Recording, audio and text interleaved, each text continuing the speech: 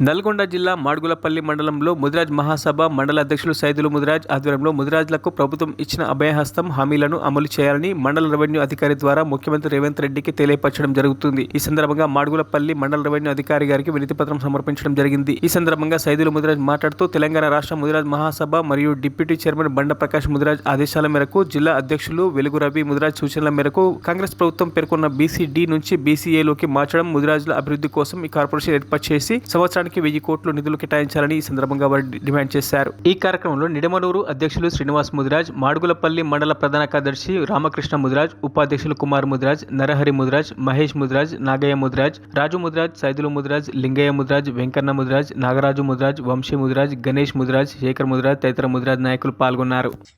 ముదిరాజుల corporation ఏర్పాటు చేసి 1000 కోట్ల నిధిని దాన్ని సమకూర్చాలి. చెరువులు కుంటల మీద ఈ రాష్ట్రంలో ముదిరాజుల గ్రస్తలకి అవకాశాలు కల్పించాలి.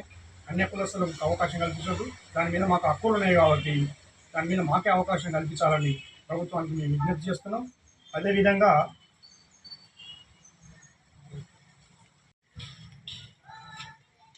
నాగార్జున సాగర్ నియోజకవర్గంలో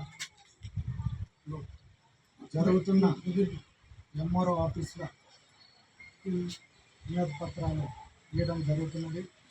రాష్ట్ర అధ్యక్షులు బండ ప్రకాష్ గారి ఆదేశాల మేరకు ఈ రోజు నుంచి 20 తారీఖు వరకు అన్ని మండలాలలో ఎంఆర్ఓ గారికి వినతి పత్రం అందజేయడం జరుగుతున్నది.